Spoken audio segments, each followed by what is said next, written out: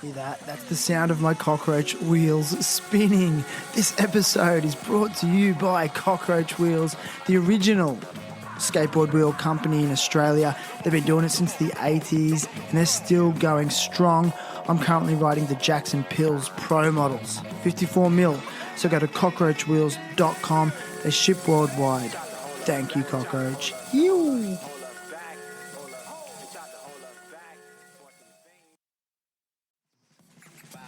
Tried to hold us back, to hold us, tried to hold us back. We will be here forever. Do you understand? This week's guest is the lead singer and guitarist from the band Fast Johnny and the Slow Burners. He is a sponsored skateboarder. He is a student of digital animation at university. It is Swellbows. Man, I love Swellbows. His real name is Jorge Tichbon, but to me it's always going to be Swellbows and probably everyone else that knows him. He sits down with me, may or may not have been hungover, and shares about his life so far, from growing up in the Gold Coast of Queensland and beyond. He's a rad human. He brings an originality to a genre of skateboarding that may or may not lack originality at times, in my opinion. But I guess you can be the judge of that. So sit back, relax, and get to know Swellbows. Child of the crayon, child of the light, stars of the neon belong to a culture destined to rock for eons. Time doesn't exist, shut those cataracts, capture the virtualist. Now, let's get back to what makes things seem forever, whether it's unseen, unheard, or 16 again. Not a bother, feel this old man. No, I don't want to think about it like that. I might think about it like that now that you've said it, but nah, I don't know. My left, because I'm regular, so my left elbow is pretty cooked from years of abuse. Padless abuse. Yeah, pretty much. So tell everyone like who you are and maybe describe yourself. It's a pretty deep question, isn't it? It's good. It's the perfect question for someone who's hungover on a Sunday.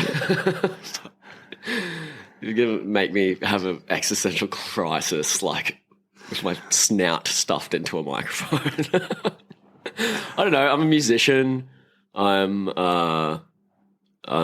just in my last year of a Bachelor of Animation at Griffith, and I think, like more than anything, I think that I'm a skateboarder more than any other things. But with skateboarding, like there's all these things that kind of overlap into that world, and it's all like art and music and like just everything that I love. And it's like,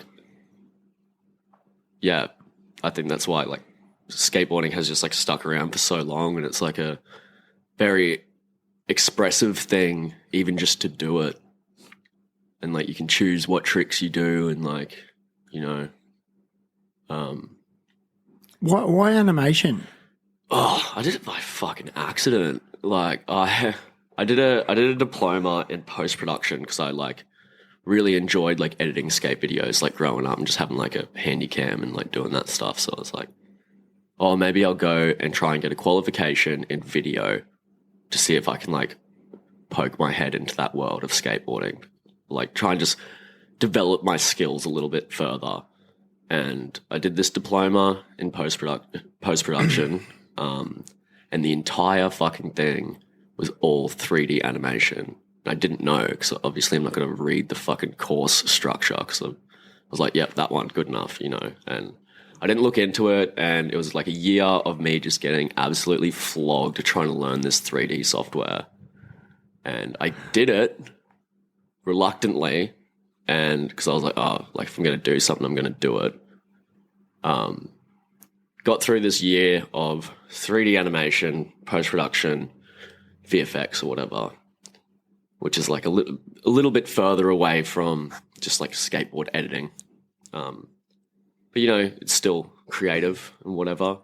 But there was like this really steep learning curve I had to get over for CGI, and like I got over it, and I tried to get a job with this diploma, and all of these studios were like minimum requirement bachelor. So applying for these studios, like, go get a bachelor. Guess I'll move to Brisbane. I was on the Gold Coast. I was like, I guess I'll move to Brisbane and do the bachelor then. I'm in the last year of the bachelor, and it hasn't really Bachelor of Animation. That's what it's called. So I'm majoring in CGI. Interesting. It hasn't really delivered to me what I thought it was going to deliver. So I do a lot more of self-directed study at home. I find it's way more productive than trying to wait for these tutors at this university to teach me what I need to know, because they're not going to do it. Interesting. So, what's the career path with that degree? I would probably enter as like a junior compositor at a studio, or like a junior modeler or something like that. I might have to do an internship. At Movie World? That is one of the pathways I've thought about taking. At least it's a cheap education. It is a very cheap $30,000 degree. 30,000? I think it's like 33. Is that cheap these days? It was like half the price of like some of the other universities I was looking at. Mine was 16 grand. The whole thing. The whole thing, but that was a fair while ago. Right. So I'm out of touch with how much it actually costs, but I really don't think it should cost anything. Yeah. Yeah. I think it's just like education is a way to like bring yourself out of living under poverty, which I think is very important for everybody. And it's a way of building things up in your community by these skills that you develop. I don't think it should cost. I don't think it should cost money. It still does. I put mine on a hex debt. So like we all do. I had that too. So I think what's happened is I was told mine goes up with the cost of living. So I've like started just before this big spike. I haven't even looked at it. I don't even know how much it is now. I think that they might have. Does it go up with inflation? Yeah. I don't think mine did that. No, I think it's like a new thing. Wow. I think they might have removed some of that because they realised that it like tripled or whatever since 2019. Yeah, and that debt follows you around. Yeah, well, yeah. And every time you get a job, like it comes out of your pay like tax. Yeah. So, anyway, I don't look. I'm glad. It's interesting. I didn't expect the conversation to go that way. But I was thinking about that before. But I just it's like, what am I talking about computers and shit? I don't know. No, but I also think it's worth talking about. I like talking about topical issues as well. I love skateboarding, obviously, but it's good to see a skateboarder who's also in a tertiary education space and looking beyond what you're doing right now. Do you feel like that's what you're doing? You're looking to the future by actually educating yourself?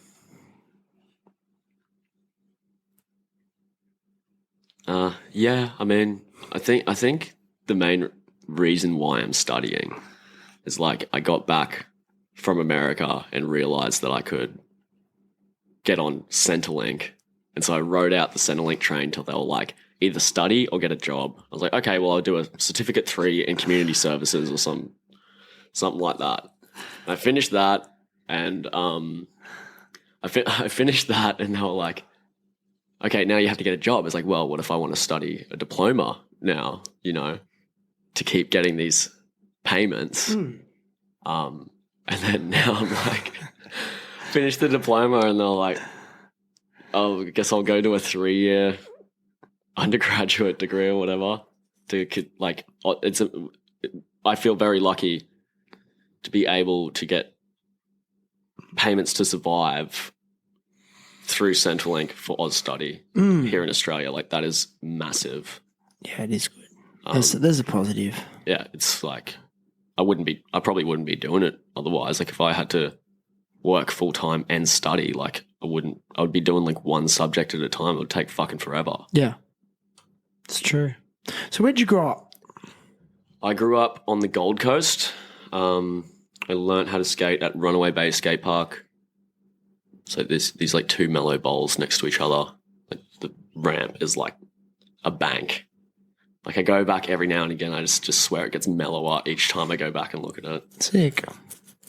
Started skating when I was like 13. And I just went to the skate park one day and just didn't go back home. So you're a musician as well, and you said you're, into creativity of various types. Do you feel like skateboarding was the entry to creativity, or was it music? I played guitar before I skated. Okay. I liked visual arts before I played music. Okay. But like, I think once I found skateboarding, I was like, oh wait, everything that I like is involved in this world of it, where it's like film, visual arts, where it's like board graphics and music, and then it's like expressive in itself, and it builds, it's like you're a part of something, you're a part of the community. And yeah, I think I was just like hooked immediately. I think I did like I snuck into my brother's room because I knew he had a skateboard, and I was like, I'm going to try an ollie, I don't know. I did like one rocket kind of ollie thing where like the back wheels didn't really come off the ground, and it was just like, I kind of did it, and I got this feeling. I was like, whoa, I want to do this. That was like it was like a spark. So your brother was the inspiration? Oh, he just had a skateboard. I can't even remember if he was like skating or I think he was just like cruising around. But I just wanted to do everything that he did all the time, which was how I found music as well. You've only got one brother? I've got a big brother, Jack. If you're listening, sneaking into your room to learn how to skateboard on the carpet. I don't know. How would you describe your relationship with your brother? He's all right. I think we've gotten closer as we've gotten older. Have you? Yeah. Nice. But I think it was just because I was like annoying little brother. Was that the relationship when you were kids? Yeah, I was like the annoying little brother, just stirring him up all the time. What's the age difference? Oh, fuck. I think he's like 31, 32 or something. And how old are you now? 29. There you go. It's about 3 years. Yeah. 2.5, 3 years. I'm the same with my brother. Interesting. But those childhood days in the Gold Coast, like, how do you reflect on it? Good memories overall? Yeah, so Runaway Bay Skate Park, there was like a pack of maybe like 30 of us, like in middle school and high school, and we'd just go to the skate park every single afternoon. Mm.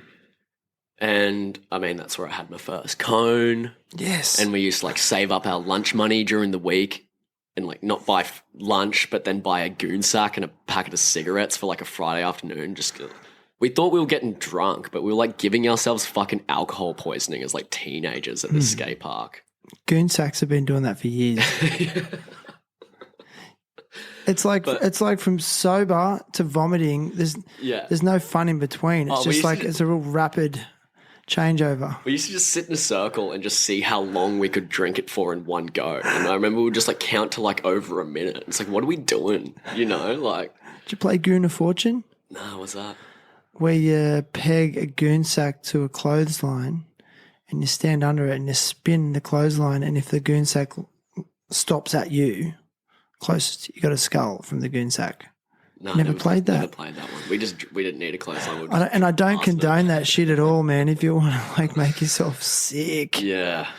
I still can't drink like citrusy or orange flavored drinks because we used to like go to the food works and buy those like $1 orange home brand sodas and just pour it into the goon sack and like mix it up and then just like or white wine. I can't drink white wine anymore. Or like, I don't know why you'd want to anyway, but.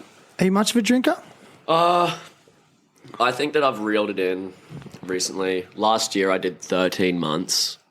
Of sobriety. Why? Like, I think I was just getting I get depressed, and when I'm depressed, I don't skate or like do anything that I want to do. So I was just recognizing that I wasn't doing enough, and I like GBH played at Vinny's Dive Bar in Southport, and I like went to that and just like blew out, and like the next day had to play a show with my band Fast Johnny and the Slow Burners down in Currumbin at Iron and Resin Garage. And I kind of woke up and I was like, oh, I'm so feral today. And just like, can you pick me up? I'm like, I don't want to drive my car hungover. But because I got picked up, I kept drinking before the show. And like when you play in a band, most of the time you're just sitting around waiting to play. Like load-in is like at 4 p.m. or something and you play at 7 or 8 o'clock. So you're just like sitting around, and I kind of got like stung a bit because I was just like sitting around with heaps of free beers, and I played this show and absolutely fucking blew it on my standards when I spend so much time developing these songs and like practicing them and like trying to do the best I can. Very hard on myself. So like I was a little bit too pissed to play these songs. One of them, that was when Lindsay was in the band. Lindsay's like hiding in the other room. He's not here. Lindsay can come and hang in the lounge room if he feels like it. Keep going. And we're playing this song, and the song's called Rock and Roll Ruined My Life. And I've pretty much forgot how to play it, and I forgot the words. And the only words that I could remember were of that song was rock and roll. So I just kept saying that. And I went, like, the rest of the words are in the title of the fucking song. Like, I don't know. So I just, I was like, I'm blowing this so bad that I'm just going to put my guitar down and walk and go get another, and like let the band play the rest of the song without me. Like, we're a 3-piece. So I just went and got a beer and then like sat on a milk crate and watched the rest of the band finish the song. And I kind of did it as like a bit to be like, I'm fucking this up so bad that I need to lean into the idea of fucking it up more. And it worked. It worked. Like everyone thought it was like really funny.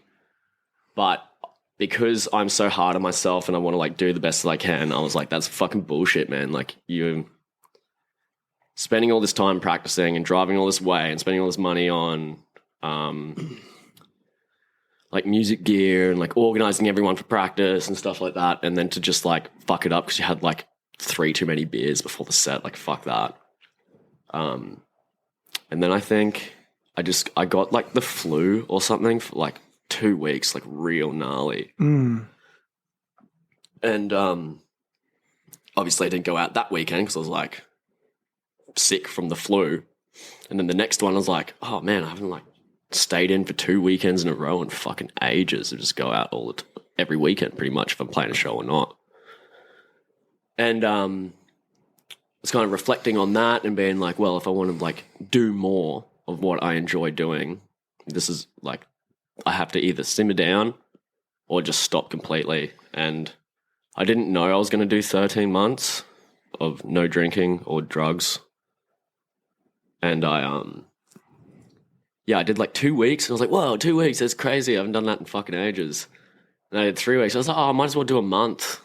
You know, now that I'm like a month off, it's like pretty good. People do it dry July. You're starting to feel better. Good for you. Yeah, I'm starting to feel better. I was like, oh, I did a month, and I was like, maybe I'll like do 2, you know? And then it was like by 2, I was like considering not drinking anymore at 2 months.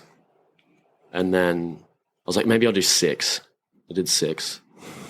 And like, yeah. And I said, I'll do 12. And I did 12. And then I was like, oh, maybe I'll drink for New Year's. Like I made it through Christmas and like most of my uni holidays not doing it. And I was like, I started being like, I missed the social aspect of it, which is probably the only good thing about drinking is like the camaraderie behind it. I'm going to challenge that though. Okay. Keep going.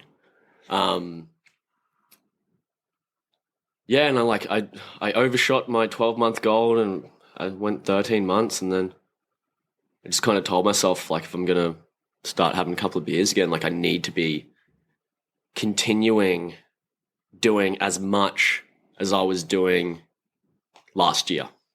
Gotcha. And I think that I might be even doing more than that at the moment. Like we're sitting in Newcastle doing this. It's like, insane. Tell us the journey that you've just. Tell us, like, give us a rundown of the last 3 days of your life. What have you packed into 3 days?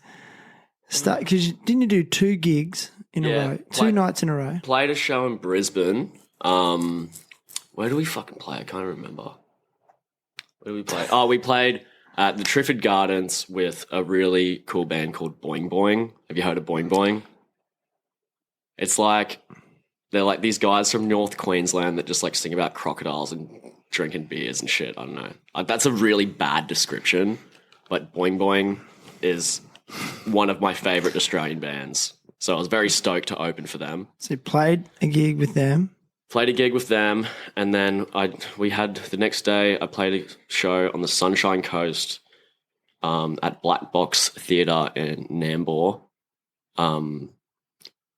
We were meant to play after the touring band, just because it helps people.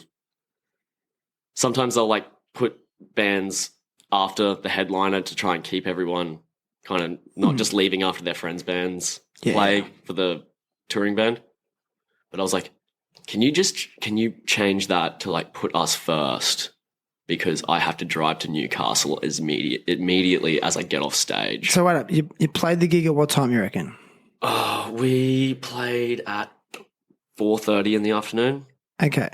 And then finished around? Finished it around like 5:15. Packed up everything? I packed up and just jumped in the car to drive back to Brisbane to pick up Lindsay because he was going to help me drive. How far is that? Newcastle. From Sunshine Coast to Brisbane. Yeah, about an hour, 2 hours? About an hour and a half. Hour and a half? Yeah. So I had already done 3 hours in the car by the time I picked up Lindsay before driving down to Newcastle, and we just blasted the whole way and then stopped. Lindsay convinced me to stop 2 hours before we got into Newcastle. He's like, it's not going to make a difference. So you started driving from Brisbane around what time? 8 o'clock, 9 o'clock. I probably picked Lindsay up at 6:45. And then drove all the way through the night. Yeah. And what time did you arrive in Newcastle? Oh, we got here at like 8 a.m. Had about an hour and a half sleep in the car. In the car? And then what? Straight into King of Concrete. Like just skate comp? Yeah, we arrived at the park and they were kind of just starting the Grummy heats, and skate comps kind of like have to wait around a lot. So we're like, let's go check out this other new skate park. It's just down the road, and we got a little session there in the morning. It was good. I think we timed it really well because like by the time we were warmed up at this other park, it was kind of like we were getting ready for our warm ups because they shifted the competition because they thought it was going to rain, so they put it early in the morning. The whole thing was over by like midday, wasn't it? Yeah, I got there at midday and they were giving away the, awards and trophies. Yeah, I'm kind of stoked that they did that because then I had like the rest of the day to like do whatever the fuck else I wanted to do. Yeah, it was a rad day. Like, just watching you session the bowl, get some photos with Luke Brown. I made a little edit of that so you can go and check it out. Just of the session, I mic'd up. Is that the one we watched this morning? Yeah. So I mic'd, for those listening, I mic'd up Swellbows while he skated Bar Beach Bowl and had a session. I like it. I like how it turned out. Just yeah, me too. Bit of a rough cut. Yeah. Yeah, and then you came in this morning and we were all just like rough as we were just all really hungover, and so you went out last night. Yeah, had a couple of beers. Paddy Gamzik. On no sleep. Party animal. All this on an hour and a half sleep. Yeah. Well, you slept an hour and a half in 2 days, like pretty much 2 days. I had a good sleep last night thanks to you, mate, chucking us up in this room. Very grateful. Can't thank you enough. Pleasure. Me and Lindsay were going to drive back yesterday, and then we're like, when this opportunity came up to stay here, it was less like, thank God, dude. No rush it. Yeah. So look, I want to go back and just quiz you a little bit more, if you don't mind. That's all right. You mentioned that at the very start of this part of the conversation, you said that you were getting depressed. Do you mind, like, if I ask you some questions around that? Do you think is that something you've always been a little bit prone to, or is it derived from alcohol use? I think alcohol just makes it worse. I think it's me trying to fit so much in and not being able to do enough, and then being like, this weekend is not a good example of that. You know, this weekend I'm good. Like, I'm doing exactly what I want to be doing as much as I want to be doing it. Mate, you're charging. You know, so it's like sometimes I'll get stuck in these like cycles where like I feel like I'm not doing enough and I feel like things should be better and they're not. And, or like if there's other problems, they just seem a little bit worse because I'm not fucking skating enough or not doing enough music stuff. So I think alcohol makes it worse because if I'm hungover, I'm probably not going to want to fucking... Because you're a very creative person. You're the lead singer of your band Yeah. and guitarist. Yeah. It is quite synonymous with creativity. Are you aware of that? Yeah. Yeah. Is it? Yep. But is it something that you can use to motivate you Well, it's kind in of your just, creative processes? I think all of my creative outlets and avenues are kind of just a way to like keep a busy mind quiet, you know? So that's probably why I like skateboarding, because it's kind of like very zen. I'm not like having three thoughts at once trying to figure out what I'm doing. You know what I mean? Like I'm kind of just like there in the moment, very present, not really worried about anything else that may or may not be wrong in my life that I want to change. Interesting. You skated an event yesterday that was very quite structured. It wasn't a jam. You had runs, and some of the kids that are coming up are quite elite already with coaches. They're on programs and training, and full respect to that. In your opinion, you're skating up against these kids. What do you feel like you bring to this genre of skateboarding? I mean, I drove down to Newcastle with the intention to go to this skate competition and take the piss. You know what I mean? Like kind of just do it for a laugh, you know? I'm not... I don't think that skateboarding should be treated as this like sterile, clinical fucking sport thing. And that's what I feel competitions are. And I'm the opposite of that. And so it's entertaining for me to go in all fucking loose and like I'm not planning my line. All these kids have their line and they do the same tricks, the same line each time. I don't know what the fuck I'm gonna do. You know.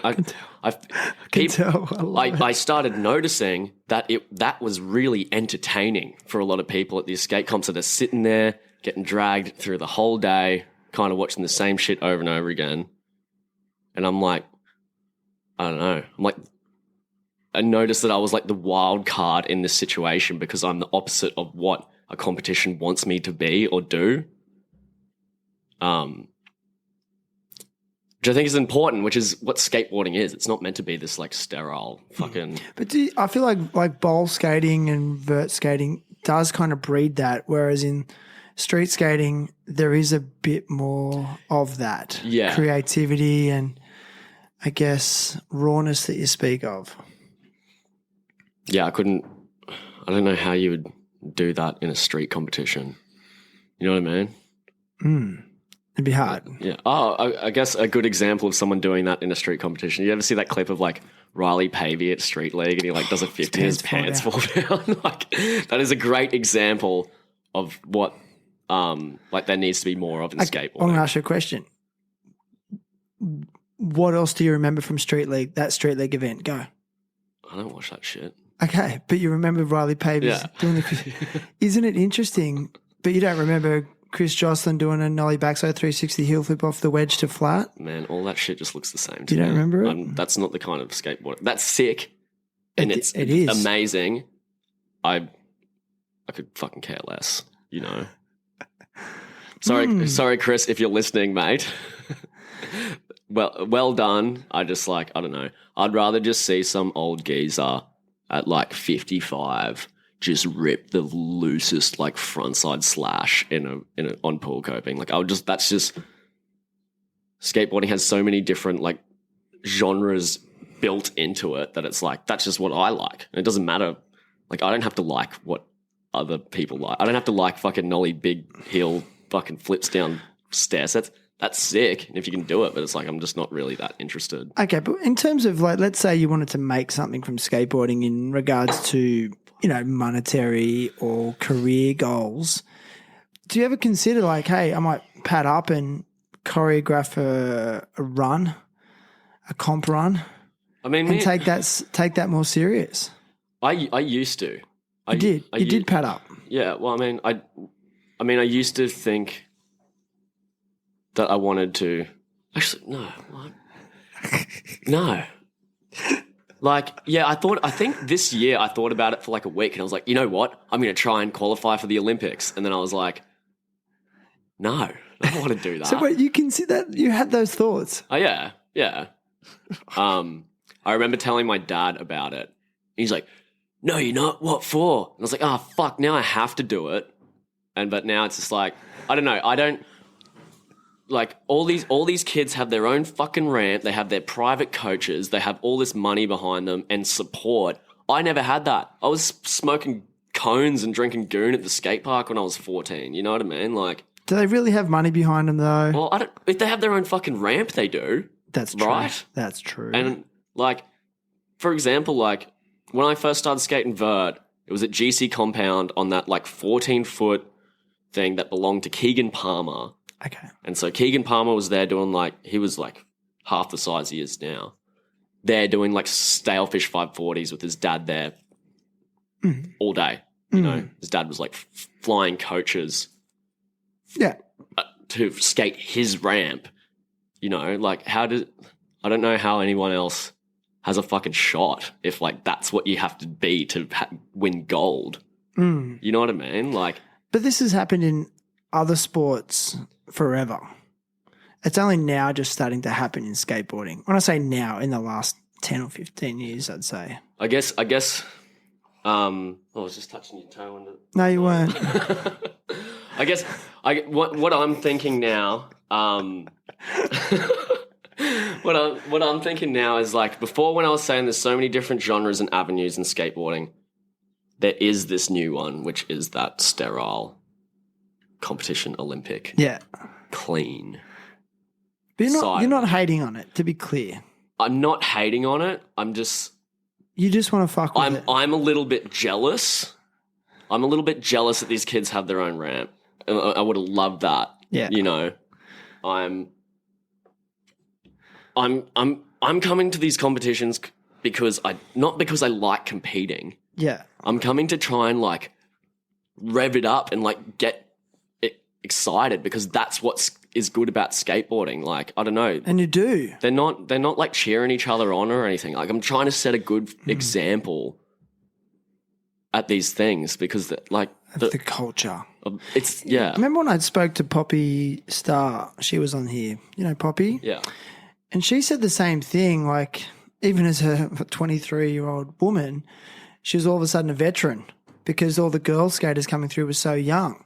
And she said she felt like it was her responsibility to instill the culture over competition. That was her words. I was like, that's the raddest call. Yeah. She's like, so having conversations with the upcoming skaters and showing them, like, it's about the culture, it's about supporting one another, it's about the session, you know, and the creativity and the flow.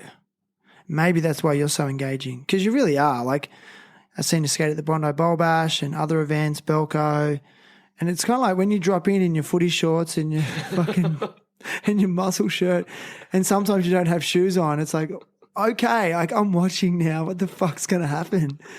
I think that's what people want. People just want to see something spontaneous, right? Right. It's like the spectacle. Like, it's fucking freak show. It's not. It's more that than it is a sport or, like, competing. It's like fucking. But I am also going to challenge it about the opportunity thing. Just because a kid's family can afford to buy a ramp, I actually don't think it gives them an advantage these days, because if the desire's there is so many opportunities for ramps and skate parks for kids to progress on. Yeah, right. If they really want it, they can go out and do it themselves. with the amount of skate parks and facilities available, there's really no excuse. I mean, Right. I interview old skaters from, the 70s, 80s who talk about traveling 3 to 4 hours just to skate one vert ramp, and then back again another 3 or 4 hours and just for one session Right. because that was the only vert ramp. Right. So I don't know, but I mean, I guess advantage is an interesting concept. I think it's mindset. You got to want it. You don't have a coach. Oh, What if I said I'd be your coach? How would you respond to that? probably have to move to Newcastle. You'll have to move to Brisbane. Joking. There's like, Well, where are you getting your inspiration to progress then? Like, where do the ideas come from? I think at the moment just skating with Daniel Pitcher, and we just go to vert like every Tuesday. It's just fun, Like, I guess I have been pushing myself a little bit harder because I am going to these competitions now, and the only way I'm getting to these competitions is because Truck Stop Skate Shop in Ballina, Shout out. they're helping fund these travel costs for me, and it's like, man, last week I had like $50.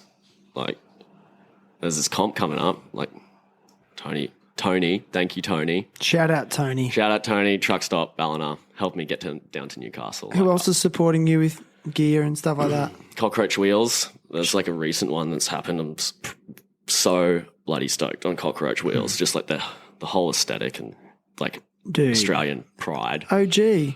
Also, I rode Spitfires forever and I was like scared to not ride Spitfires. Then Luke sent me a set of Cockroach Wheels and I'm like, these are sick. Like, as good as Spitties.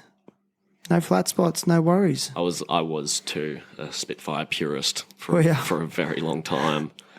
And it's like he was like, Luke was like, oh, I'll send you some. I was like, yeah, I'll give them a go. Like, and the skater was like, oh, that's sick. These are good. He's like, oh, you want to skate for us? I was like, absolutely. But it's funny, people get so set on their mind, set in their ways. I see it with I used to see it with skateboard trucks a lot. It was like only independents, everyone just rode indies, and it was all ventures, maybe Thunders as well, but they would never deviate. They'd never change their trucks up. But now I'm seeing a variety of trucks coming through. Yeah. I was skating indies for ages, and then I got a pair of Aces, and I'm back riding Aces. Just like the turning circle, it's like a bit like tighter of a cut. I don't know. Yeah, I got my first pair of Aces at the moment. I'm on the fence. Are they AF1s? Are they classics or OGs or what? Hollows. They got a hollow. They got the hollow kingpin, hollow axle as well. Probably AF1s. I don't know if I got the rubbers. I just felt like tightening them, they'd veer a lot, and I couldn't get the right. I can never seem to get the tightness right. Right. But again, I've been riding indies for literally 30 years, and it's like I don't know if it's just my body can't adjust. But I mean, I've been riding those Aces now for 6 months. So, man, interesting stuff, Swellbows. I love this, but I want to ask you, in terms of your evolution, right? Do you feel that more competition stuff is in the future? Yeah, I think like I'm going to keep doing it. Like, I don't know. It is pushing me to try and get better. Yeah, I reckon. And now that I have these brands supporting me financially or with product to like rep them, like they want me to wear their shit, or like wear their brands because they like what I'm doing. So it's like I should probably keep doing it and having fun. And oh, dude, I have so much fun. You see, I was all smiles the whole of yesterday. Like, it was great. It was really sick. Like, yeah, got some good photos. Yeah. Luke's a great photographer, eh? And again, another dedicated one. Like he was on a family holiday in Jervis Bay, drove back to Canberra. This is all on the same day. From Canberra to Newcastle, which is another 5 hours, all in one day, just to come and shoot some photos. And then hopped in the car and went back. Yeah, insane. I love it, man. How do you feel about the growing visibility of skateboarding in the mainstream media, Olympics and whatnot? Do you like it? I mean, don't care. Yeah, I don't know. I remember what that made me think of as I was at I was at fucking X Games in Austin, Texas, just watching it, and I saw Niger on like the packet of like a cheese and crackers, like cheese dip cracker thing, and it was just like, that's weird. I don't know why that memory popped up. Did you wonder how much they're paying him? I guess I was like thinking about the visibility of skateboarding. I'm hoping he got paid. He would have got paid a lot for that. Yeah. Would you say no to that if it meant you didn't have to work and all you had to do was skate? Yeah, pretty much. Yeah. That's what I mean. People can call other people sellouts. I didn't say that. I know, but I'm saying people can do that. Yeah. But the question is, would you say no to that kind of money if it could afford you the lifestyle you want? Yeah, I think it's just like a part of it. But I think we're all sellouts in our own way. Yeah. I think we sell out every day we post on social media. Yeah. Maybe. Like, you kind of have to living under capitalism, don't you? It's like feed the machine. Quick, tell me skateboarders that really inspire you, pro skaters, Australian skaters, anyone. Like, where are you getting your inspiration from? It's like all the Who inspires you? Lance Mountain. Oh, boom. Just watched that sick 9-part, that Lee Ralph story, the barefoot story. Oh, man. I watched the last episode driving down to Newcastle while Lindsay took the wheel for a little bit. And I watched the last episode. It was kind of like just before we pulled over to try and sleep. And I was just buzzing after watching that last video. Like, that shit gets me fired up. Wild man. I don't know, just like pool skating is sick, you know?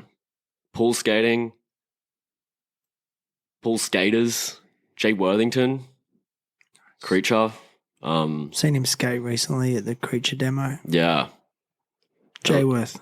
Yeah. I was talking to him at Yard Dogs, just being like, man, there's no fucking pools around here, dude. They're all square.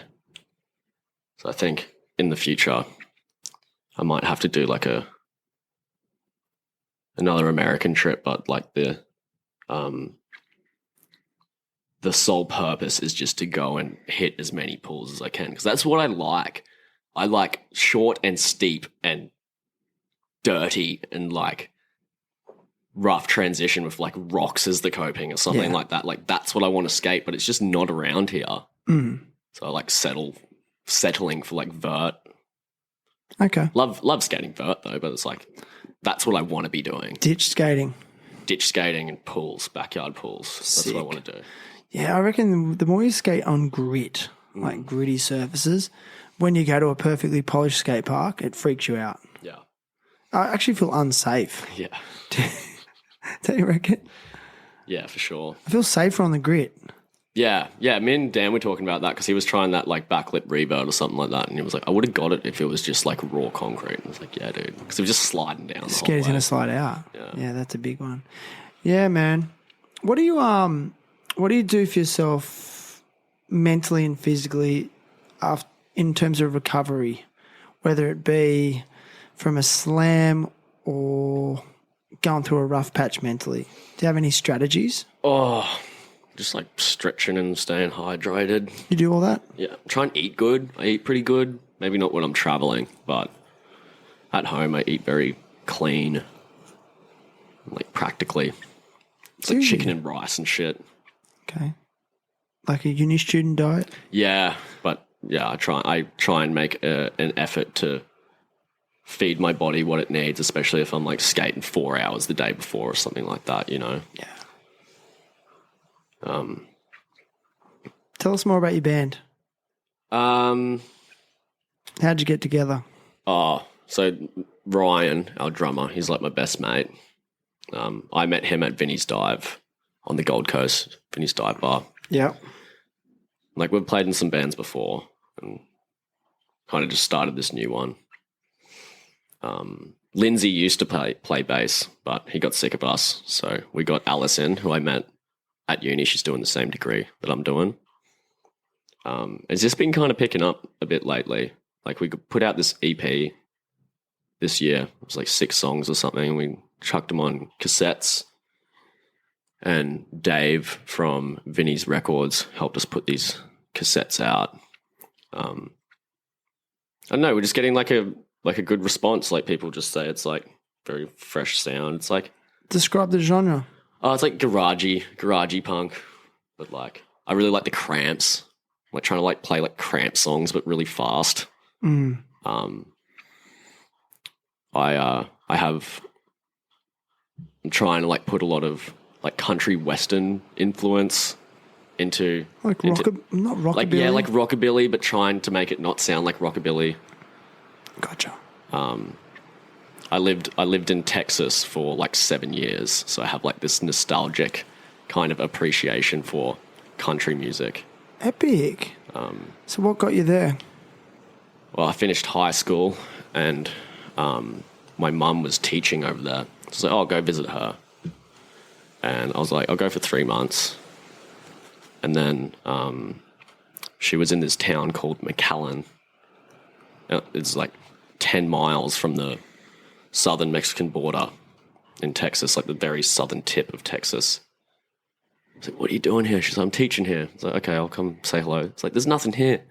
And there was like this, there's like prefabricated, like kind of like grey steel ramps. There was like a bank on one side and a fun box and then like a quarter pipe. Yeah. I was like one of those skate parks there. I was like, this is fucking shit. Like all the ledges had like plastic coping on them and shit. Like it was so bad. And then I kind of figured out that everybody at the skate park were like really good at skateboarding. I was like, what is going on? And so it was like this, I think what happened is like because there's nothing to do in this town, that like all of these skateboarders there were just getting so good. And then these guys had started like doing YouTube videos, and so it was called Major Crew. Okay. I don't know if you ever heard it. They used to do like Halloween videos.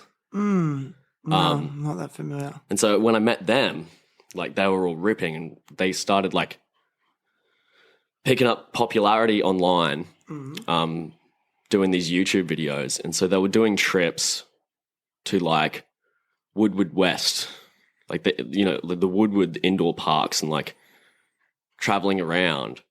And so they didn't have any big transitions there. Like I could skate transition. They were all like street rail tech guys. Gotcha. Like Nick Holt, Mikey Whitehouse, Eddie Gonzalez, Jacob Gonzalez and stuff. Rick Molina, all legends. If you're listening, guys, Shout out. So they kind of just chucked me in the van, took me around for I think it was 4 years or something like that. No way, dude. And then that Major Crew kind of fizzled out for various reasons that I won't go into.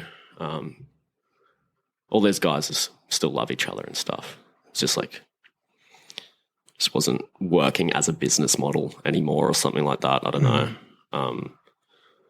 Guys wanted to move on and try and actually be pro skateboarders rather than professional skateboarding YouTubers kind of thing. So do you reckon it's hard for people to come back from that? I felt like it was for a while. And I'm sure everybody likes to fucking hate on things, so it's it's easy to hate on fucking... Even when I was involved with Major Crew, I saw the guys from Braille and stuff doing their brand of that content. I was like, that's fucking shit. That is so boring and not what skateboarding is. I think that because I was on the inside of what they were doing in Major, I could see that it was still about skateboarding because it was that camaraderie of we're all doing this together kind of thing. And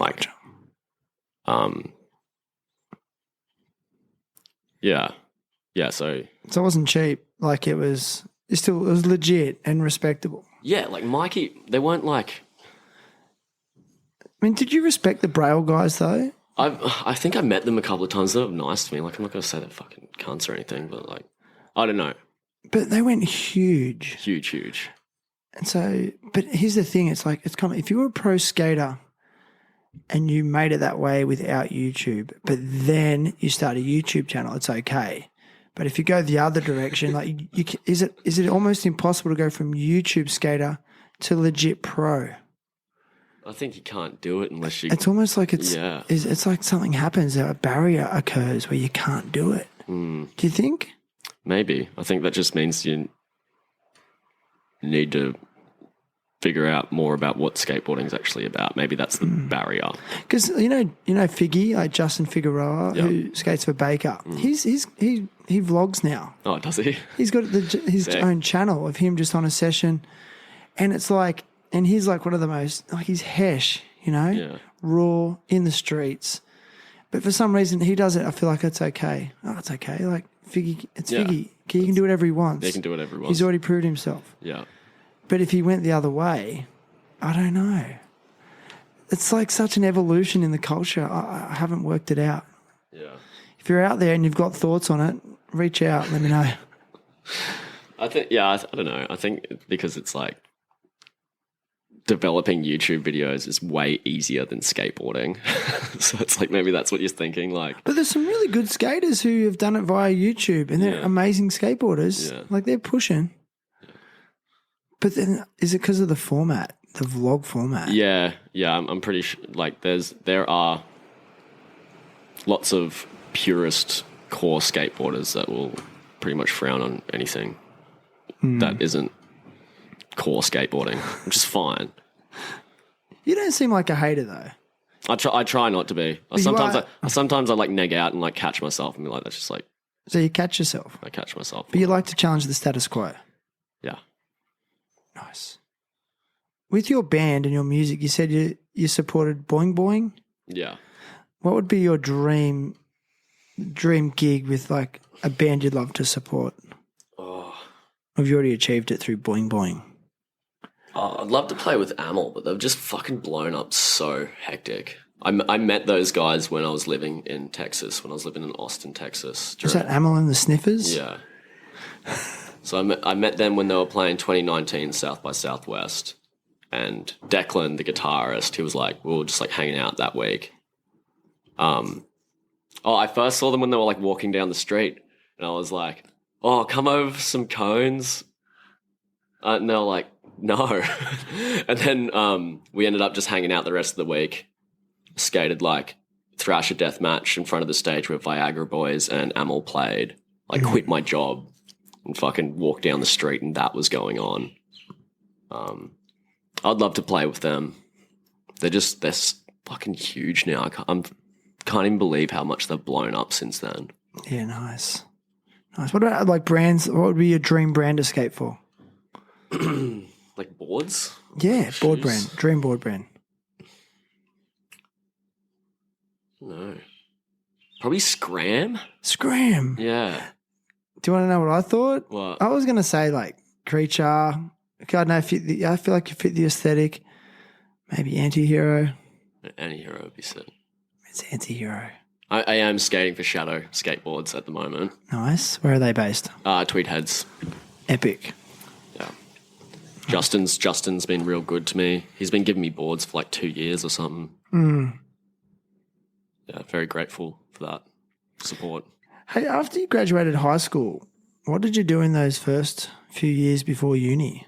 That period of time between high school graduation and then uni, was it all in America? No. So I left after high school to Texas, did my run with Major Crew around to all the indoor parks and events they were taking me to. And then I moved to Austin, Texas until March 2020 when COVID hit. And I was like, I'll go home for 3 months. I didn't know what was going to happen. Everybody just like lost their jobs and had no money, and everybody had firearms. I was like, I should probably just like go home for a bit.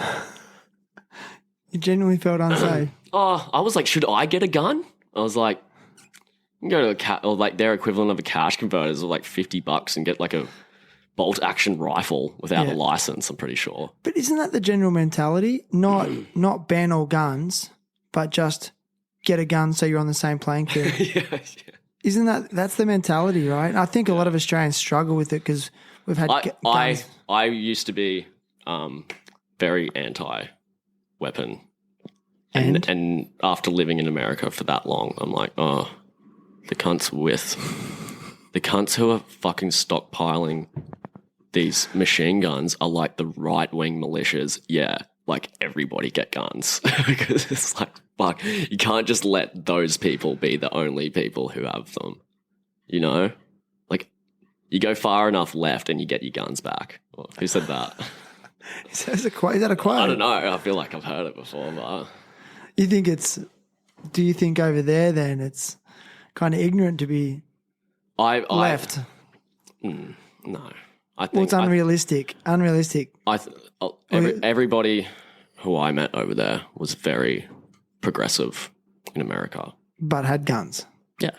It's just well, not everybody had them, but like I knew that people had them. Like it's culturally acceptable. Not especially in Texas. Yeah, hell yeah. You can there's a law in Texas that you can open carry an AR-15 through a university legally.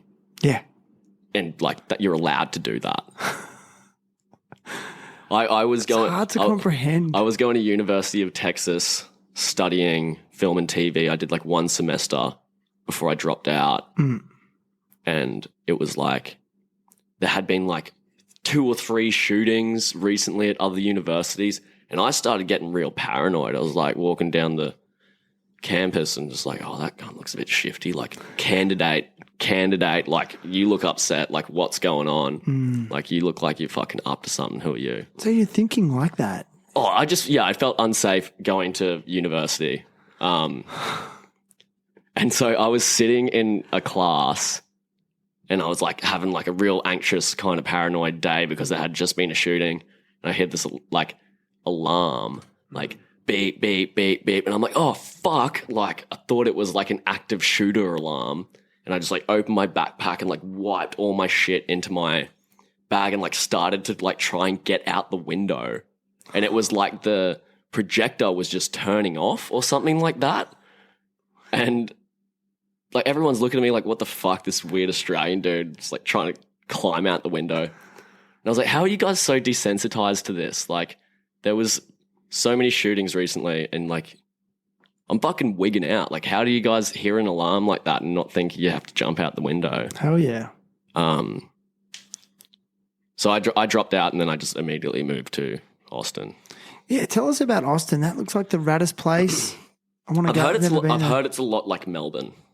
I've heard lots of... what do you mean now? You said you've been to Austin. Yeah. Oh, okay. Sorry. You've heard I've heard comparisons between Austin and Melbourne. Have you not been to Melbourne? I have not been to Melbourne. How interesting. Yeah. I guess you live at the other end of the East Coast. Yeah. Sort of. I'll be going for that Vert comp in November, I think.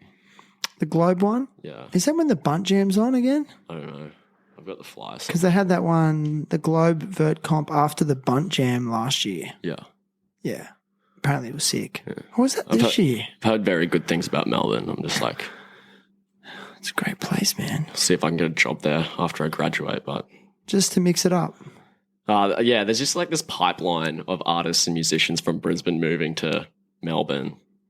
And they just burn out and then come back to Brisbane because they just go there and party their guts out. It's like, I've made that mistake already with moving to Austin. Okay. You know, it's like I was visiting Austin, it was sick, so I moved there. I think I left a couple of times and came back because I was like burnt at both ends kind of thing. So I see people making that mistake with Melbourne. And so I'm a little bit more confident in moving there because I have a bit more self-control these days. It's meant to be a creative hub. So many musicians and artists gravitate there. Yeah. It's like an energy centre. Yeah, I've heard very good things about it. Right, man. Yeah, I want to go to Austin. I hear good things all the time. And I'm really into this like podcast called Kill Tony. Have you ever seen it? It's just like a live podcast. And anyway, they run it out of Austin and you can go and watch the shows and stuff. Comedy scene's meant to be huge there now. Have you heard that? Okay. I'm not trying to make a joke about it or anything. I'm just saying.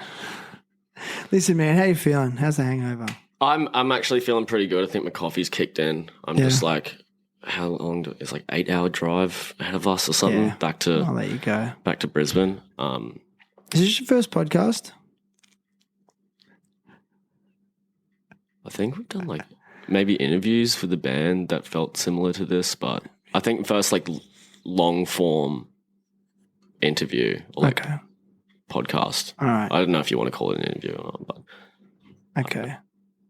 I don't know what I do call it an interview. I'm actually trying to ask more questions. I used to be very conversational and I do like that. But I do want to make sure I give guests the best opportunity to represent themselves how they want to represent themselves. right. Yeah, that's my motivation. Anyway. How do you think that I've represented myself Hmm. from the person that you thought I was, and now we're sitting at a table getting to know each other? I think one of my personal strengths is judging character. Yeah. I've always had that. I'm quite intuitive with it. And I immediately knew you're a good person. That's why I want you on the podcast. Oh, thanks, mate. And I use that to guide who I ask to be on. Yeah. And if I don't have that feeling, I don't do it. I had that with you straight away, mate. Appreciate that.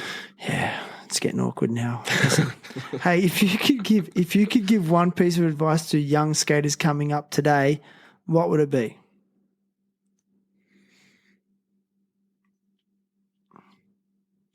Oh, long pause. It's bad podcasting. Come on, Swellbows. I don't know. I first initially was just like, just remember to have fun. But then I was like, there's more to it. There's like, you can choose like your trick selection and stuff like that. Like you can find your tricks that you can do that you don't see. That's what I do. Like, that's what I love about it. Like, you don't have to do what other people are doing. Like, just do what you want to do. Be yourself in skateboarding, and like, let skateboarding cultivate you into being the person you want to be. Boom. You did it. You fucking nailed it. Thank fuck. I thought you were going to fuck that question up, man. You nailed that. I was even going to help you because you and Paddy G were talking about it yesterday at the bowl, and I caught the audio. I put it on the YouTube edit. Oh, right.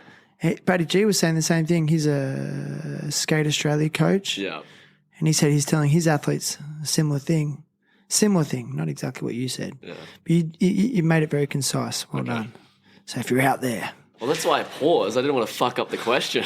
Good. I was like, sometimes you don't know. I was like, I had my fingers crossed. I was like, don't fuck this up, Swellbows.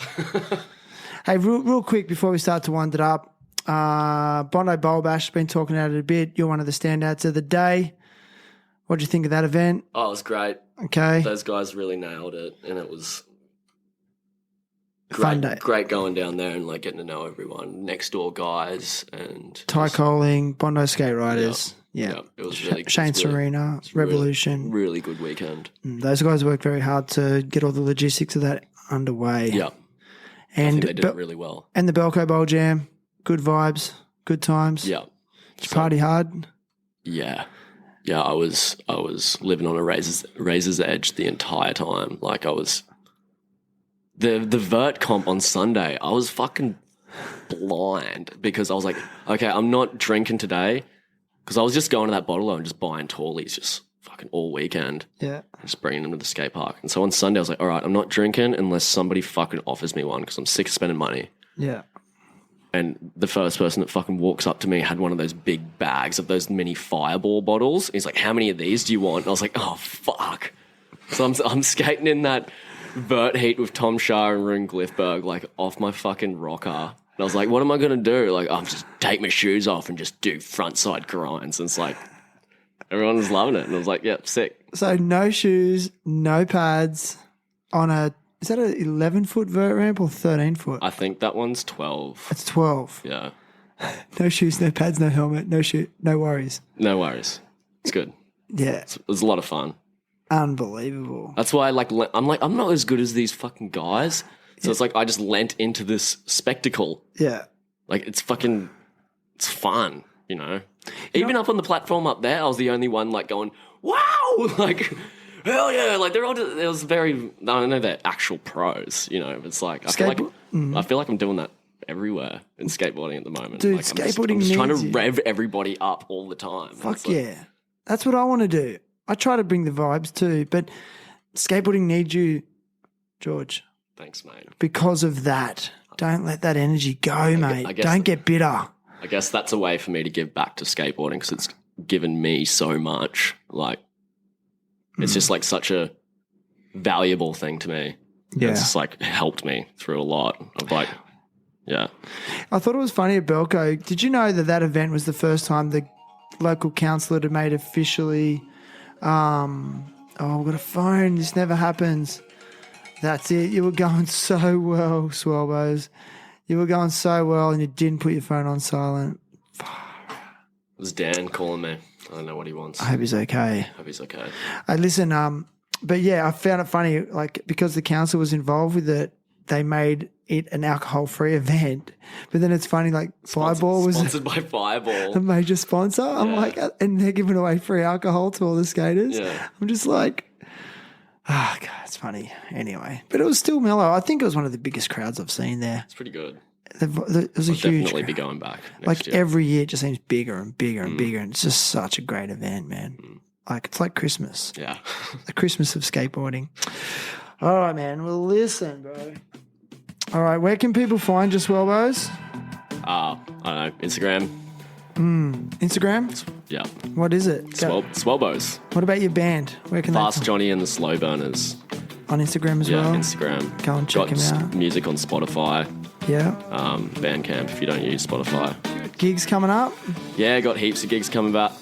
Playing Mo's Desert Clubhouse for like dog days. They're going to have a half pipe and a bunch of bands there, and yeah, heaps of shows coming up this year. So just follow us on there, and if you're around, Do it. try and come and hang out, and have a beer. All right. See yous.